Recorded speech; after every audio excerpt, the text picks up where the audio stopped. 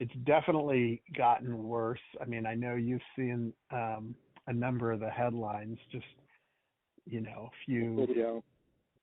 key points, I guess we could, delineate along the way. Obviously, since the assassination of the prime minister back in July of 2021,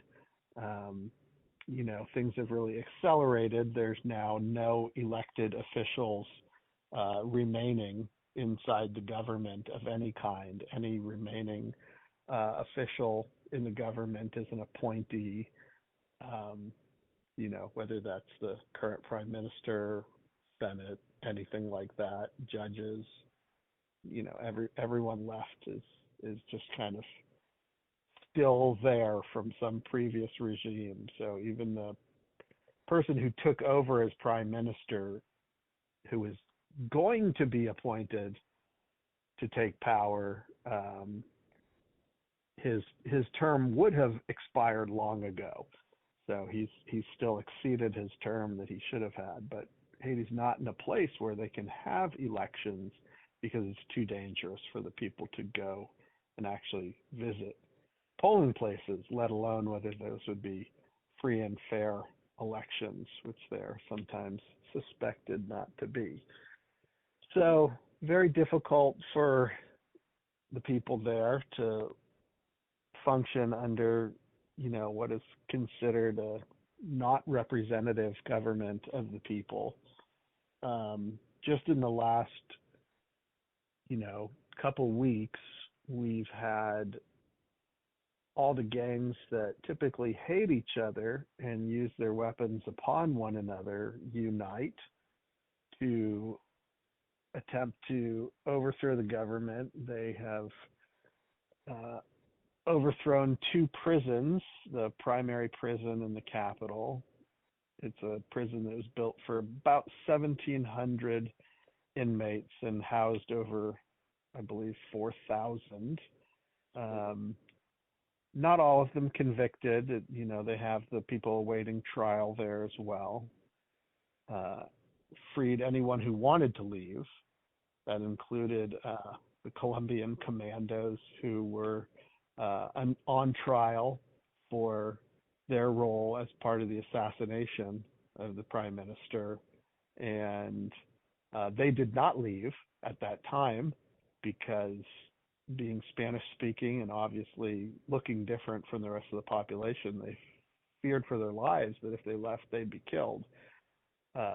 So they remained, actually, even though there was freedom to leave. They did not actually leave until just a few days ago when the prison was set on fire. And then they were evacuated to another location. There was another prison that was also freed in a community known as Croix du Bouquet. I think you've written about it for us before because that was one of the areas where we've been doing ministry for quite some time. I can spell that for you if you'd like. Yeah. Croix. Next word is DES, and the final word is BOUQUETS, like bouquets of flowers. That's a suburb, maybe a Orange County to Port-au-Prince's Los Angeles, if you will. So the gangs not only attacked the prisons and, then later set them on fire, they also surrounded the international airport there and fired a number of shots there. There was an airplane on the tarmac from the Haitian Airlines, Sunrise Airlines, and they managed to put some bullets into the jet from Sunrise. There weren't any American jets on the tarmac because the airlines from the U.S. have taken to a pattern where they basically, when they fly in, their schedule is so that they fly in, their passengers disembark, they load the passengers on for the outbound flight, and then they leave Haiti. So they don't leave their planes in Haiti overnight. They haven't done that for a long time. They don't want to deal with maintenance issues in Haiti or any of those types of issues if they don't have to. So the U.S. government said Americans should leave, but of course there's actually no commercial method for which Americans can leave. So that's why a lot of American missionaries you've heard about are stranded there, or Americans who are there for business reasons if they're still there. But over the weekend, the U.S. used the military to bring in an additional set of Marines to reinforce the U.S. Embassy, and then use those empty helicopters to evacuate more American families and non-essential personnel. And then this week has actually added another force, a anti-terrorism unit, to defend the embassy in case the gangs get the bright idea to attempt to attack or loot the U.S. Embassy as a show of force. And the U.S. Embassy sits in an area that has been attacked. They haven't been attacked, but there are only a couple stores that are like the equivalent of a Home Depot level of hardware type store in the area, and one of them is just a stone's throw from the U.S. Embassy, and my understanding is that was looted not long ago, just maybe in the last couple weeks also. So I understand why they made that choice. But I also read that, many citizens, many U.S. citizens are feeling very trapped. The question is, why didn't they leave earlier? But, a number of missionaries who live in Haiti have adopted children who are Haitian or family members are married to Haitians. So they feel like Haiti is their home or family members' home. So it's not like they're just about to leave just because they're American citizens. So they have stayed much longer than perhaps a missionary who's there for a few years might be pressed to leave or told to leave, even though they're feeling like that is harmful to their ministry, to leave the people who they love and are sharing the gospel with. So people ask, well, why didn't they leave? It's like, well, yes, they probably ought to, but they're trying to share the love of Christ with people, and they care as much about that as they care about their own lives. But we did just see over the last weekend that a congressman from Florida, I believe his name is Corey Mills, who's a veteran of the armed forces, used his influence to be able to go into Haiti and evacuate American missionaries.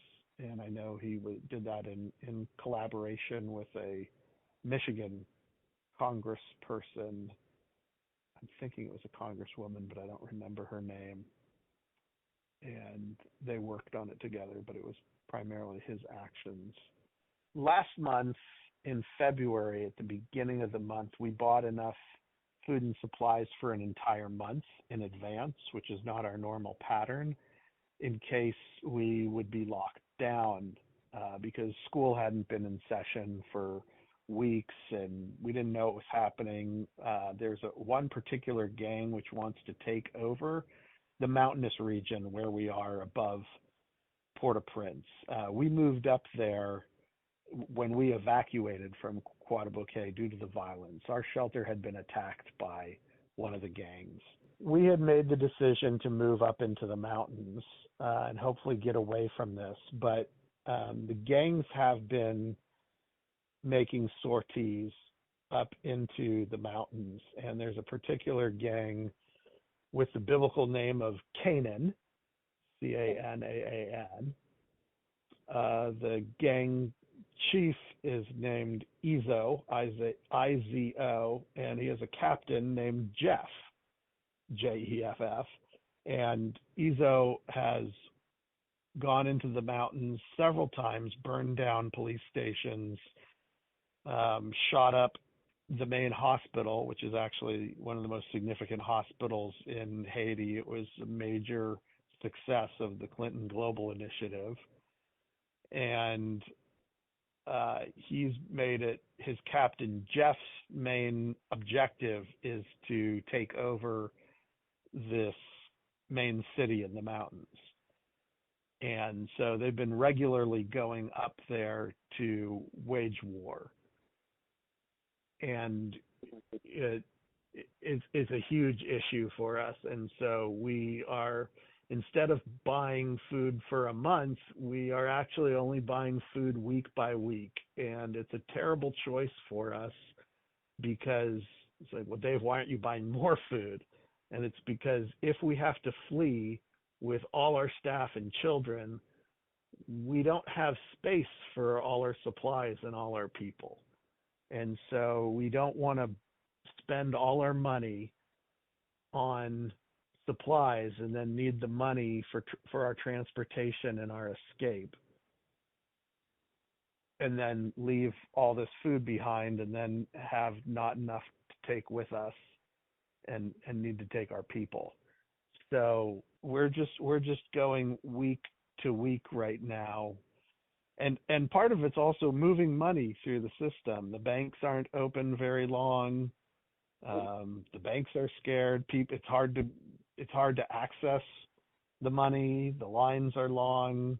The people are scared. The threat of being robbed is high. So it's all very complicated just doing life in Haiti right now. The only thing that's really slowed down the attack on the mountains is that right now Izzo has Jeff with him down in Port-au-Prince because all the gangs are busy being united, which is strange, to stay focused on the capital. So we have this momentary pause on the attack in the mountains because of this Tower of Babel, if you will, where all the villains are uniting against the capital and against the plan that the United Nations and CARICOM, this Caribbean, an alliance for providing leadership, and they've been meeting over the last week, trying to help Haitians decide among themselves who will lead them, because there's no elections, everybody wants to be the leader, no one's cooperative. And then meanwhile, the gangs are telling all the Haitian leaders, hey, if you put your name forward as you're going to be the one to lead, you better look out for your family because we know where you live. It definitely will require outside military intervention because Haiti does not have much by way of a military. The military was outlawed almost 20 years ago because of a coup. And so they only have a police force, and their police force is outgunned by the gangs. The gangs have plenty of ammunition and automatic weapons, and the police have regular handguns, very, very few long guns, and not nearly enough ammunition or armor. So the UN proposed well over a year ago to create a multinational force, and it took months for anybody to agree to lead it because no one was willing to lead it. And then Kenya offered to lead it.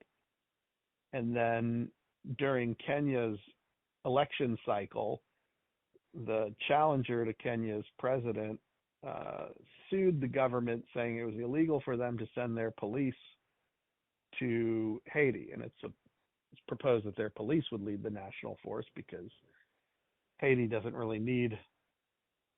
wasn't asking for an army because they're not at war, they're in a civil situation. So, but then Kenya said it's illegal to send our police. Our police aren't supposed to leave our country. So even though Kenya's election is over and their president was reelected, the case went on into their court system, and the case was upheld by their court. So now their current president has appealed it. He's been going on further to try and move their military offer forward. And so meanwhile, to kind of dot the I's and cross the T's, Haiti's prime minister left the country to go to Kenya. And that's when this began about 2 weeks ago. It was while he was out of the country in Kenya that the gangs united against the government, and he's never been able to make it back into the country. He's still outside the country. He tried to fly back. He stopped in the U.S., met with I think Blinken, and then went to fly into the Dominican to take a helicopter across, and the DR refused him entry. Ended up needing to land in Puerto Rico. So he's in Puerto Rico. That they've been having these meetings in Jamaica for CARICOM. But yeah, he can't re-enter the country, and nobody really wants him back. They're trying to they've gotten him to agree to resign as soon as this new presidential council is appointed, with members from each one of these fighting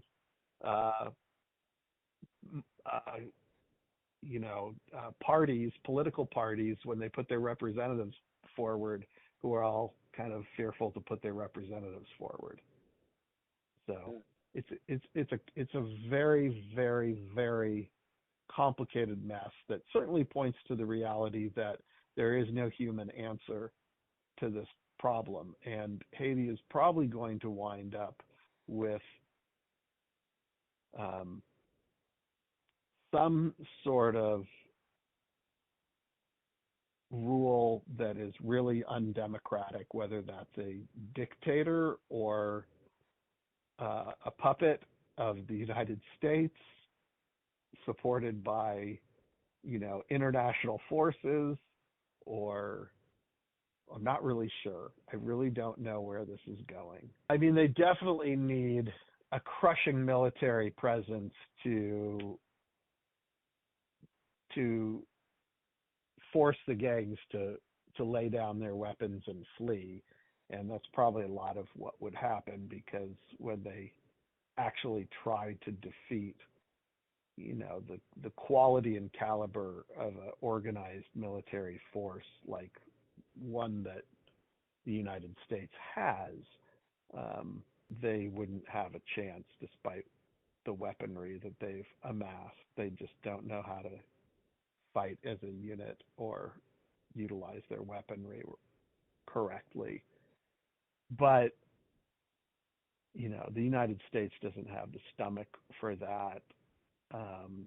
Any country that kind of steps in that role will be hated for killing, collateral damage, innocent people.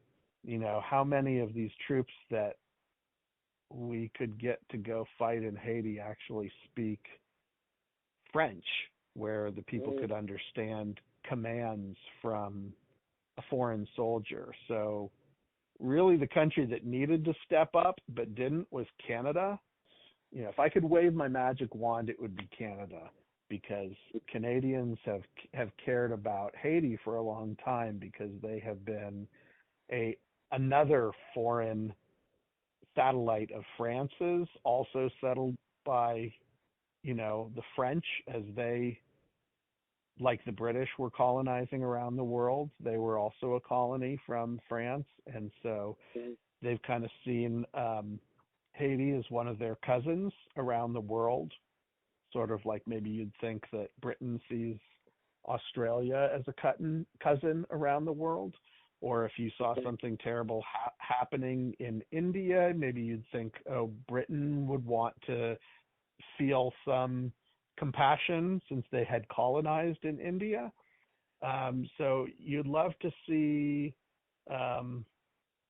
Canada get involved, but Trudeau has his politics are so socialists that they won't get involved in the least beyond pledging some money. There's no way to cross into the DR. The border is shut there. Unlike our country, which has a very porous border, the Dominican has a very solid border for the most part. Um, so they have not been letting Haitians in for quite some time, even for trade. Um, so, but if you go to the north of Haiti, while for regular Haitians, there's no opportunity because there's still no jobs.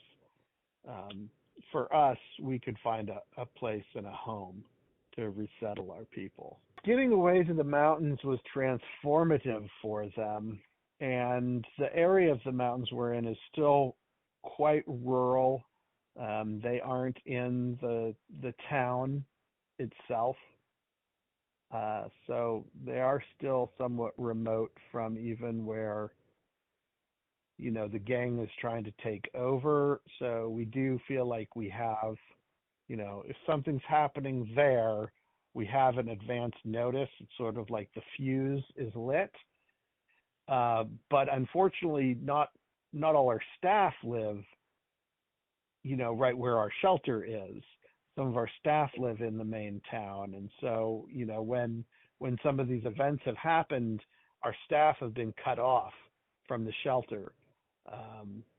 And also keeping in mind that the staff have families as well. So to say we're just going to move our shelter, you have a woman who's a cook who lives with her own family in this town. How does she flee?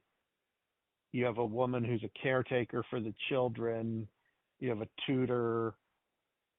How do they flee? Do they get to move their whole family? Who's paying their rent? Who's paying, what about the spouse who has a job also, who will lose his job if he flees? And then how do they make up that income? And not that they wouldn't want to flee, but then are they re-enrolling their children in a school somewhere else? Or it just, points to the complications of moving and then uprooting more of the relationships that the children have with the staff when they have already been through so much trauma that they've already lost parents. They've already lost staff when they moved the last time. Now you move again, they'll lose more staff probably. We'll hire new ones where we go. But you're trying to avoid more emotional and spiritual damage in their lives, but sometimes you have to save their physical lives. We're praying for a spiritual revival for Haiti because that's what it's going to take for Haiti to change, is people to turn in repentance to Jesus Christ and embrace him as their only hope.